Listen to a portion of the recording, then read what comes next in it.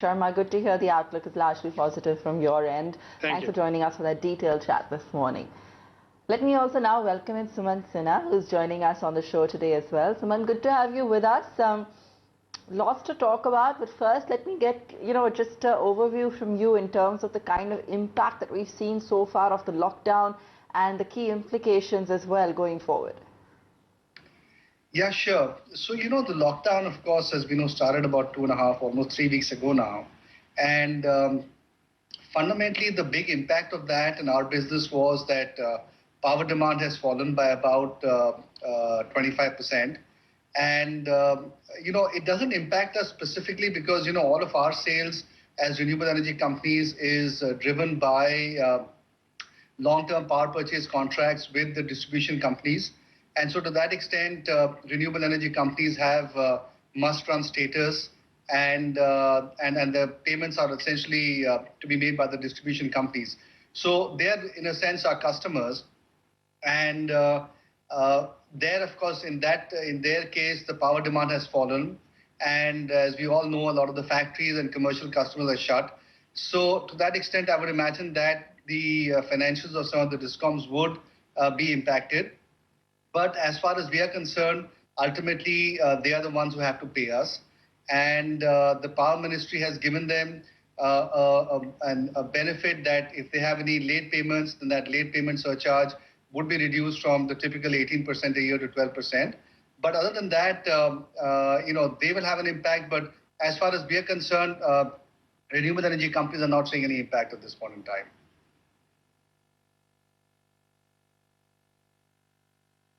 Okay, so that's great. In terms of, the fact that, A, they seem to be exempt from the lockdown to some extent. Secondly, you've also made quite a substantial commitment to the fight against COVID as well, Sumant. So in terms of, just being sort of intertwined with what's happening on ground, share with us really, what you've observed and what you're seeing, and how this is going to impact business continuity, in the medium term. Yeah, for us, the most important thing essentially was to make sure that all of our assets continue to run. And fortunately, power being an essential service, that allowed us to ensure that all of our employees who are running our assets were able to get to the plants and were able to carry on running our wind farms and our solar farms. So that has continued. Now, in terms of what happens if the situation carries on for some time longer, it's harder to say, of course, because it is a very difficult situation without a question. And there is, of course, a trade-off to be made by the government between saving people's lives and, of course, making sure that the economy restarts. And in all probability, there will be some kind of a graded restart is what everybody is saying. The government, of course, will announce that, I think, in the next day or two. And I think if that happens, then hopefully power demand will also pick up. Our ability to go back to our sites will become a little bit easier. And some of the projects which are put on hold right now in terms of new project construction, some of those might get started again. So I think those kinds of things will happen. In terms of business continuity in general, I think that we'll probably see some of the stop-start continuing over the next, let's say, 6 to 9 months. I was listening to one of your previous speakers. He said that the eventual solution has to be some sort of a cure, and therefore we have to look at science to providing that, and that may take some time. And until that time happens, I think we'll continue to see the economy moving forward in a very, I think, up and down kind of a way. It'll open up a little bit more at certain points. And then if this whole thing recurs, then it'll again, I think, become a little bit slower. So I think that kind of situation is likely to carry on for a little bit more time. And therefore, all of us have to be very flexible in our minds as to how we operate our businesses, how we put people at risk. Ideally speaking, we should not put anybody at risk. But I think thinking through those kinds of issues is something that is going to tax senior management of companies quite substantially over the next many months now.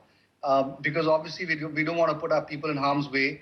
At the same time, wherever there's a possibility, we do want to provide power. As I said earlier, power is an essential service. And so therefore, we have to make sure that we keep the lights on and the system humming. So I think it's going to be a challenging time for everybody, and we just have to be patient. and work through it. There is no short-term solution here.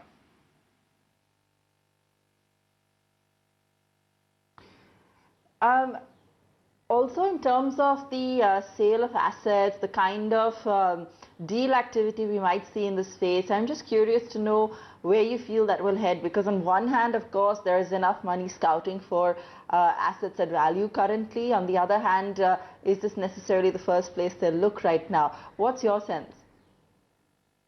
So I think that transaction will continue on a selective basis.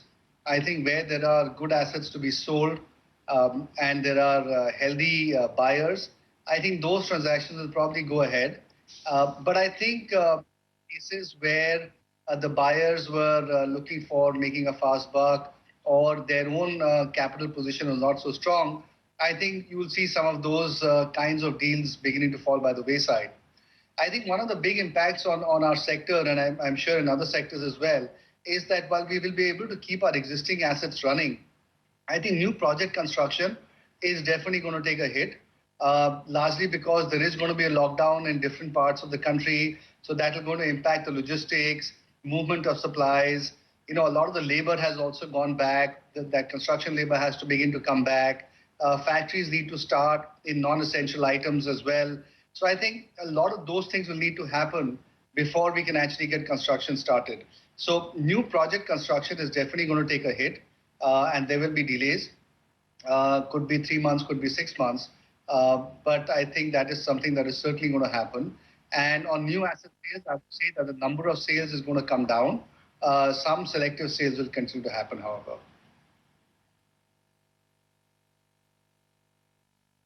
Okay.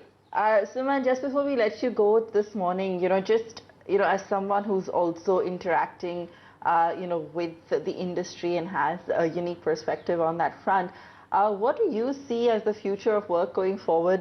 How do you see things and dynamics changing, not from a purely sectoral point of view, but from an overall, economic activity industry point of view, post this entire lockdown scenario that we're in? Well, that's a great question. And I'll also answer a question that you posed to me earlier, which I did not answer, which is around the fact that we as a company have made a commitment to fight the COVID-19 virus. We have committed a certain amount of funding, which part of that will go into the PM CARES Fund. And I think all companies should be doing that because ultimately this is a national duty and it's a national obligation. We all have to come together and do our best. The second thing is beyond that, because everybody has some degree of downtime right now, what we decided to do was to make sure that we individually and our team members, wherever possible, would also join in efforts to either put together hospitals or PPE or other solutions which are required by the government to again, be better prepared to fight the pandemic.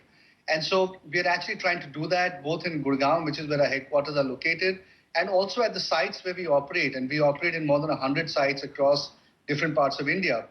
So we're trying to make sure that we work with local administrations and try to find whatever are the best ways in which we can help them in terms of either providing food or protective equipment, and wherever possible, even help in try to equip hospitals and so on. So I think that is something that all companies should be looking at doing. There is a selfish interest, of course, but there's also a national interest. And I think all of us have to contribute in that. The second question that you asked me is about how this is going to impact the future of work. I think that in the short term, there is certainly going to be an impact. We're all finding the efficacy of working from home through Skype and Zoom, doing meetings, carrying on reviews. And what you discover is that a lot of the travel that we used to do, a lot of what we thought were important face-to-face meetings that we used to do, a lot of that can be done without really losing much impact or efficiency, even on Skype or Zoom. And so therefore, why can't we carry on doing more of that in the future? For example, our ministry, the Ministry of Renewable Energy, is now doing weekly meetings with everybody in the industry.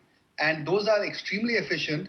They happen on Zoom, and there is no reason for all of us not to be able to participate and get whatever we need out of that. Instead of having, let's say, 100 people from different parts of India traveling to the ministry and sitting there and, burning aviation fuel, burning diesel, petrol, etc., and spending time to get there. So I think that's a very important lesson that we're all learning, which is that we can do a lot more without necessarily showing up physically. So I think that is one change that is certainly going to be something that is going to happen in the long run as well. The second thing I think that we're all learning from this whole thing is that you have to be a lot more flexible in running your company.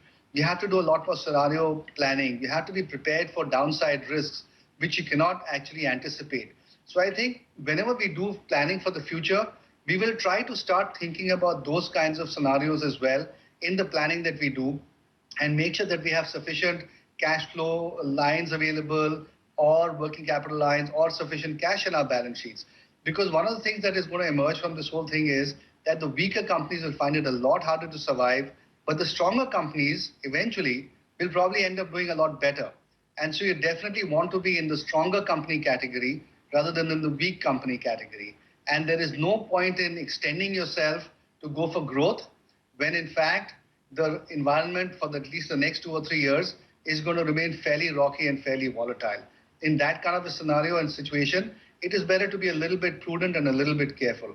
So I think that's how you might see the future unfolding, at least in two very broad ways with regard to the question that you asked.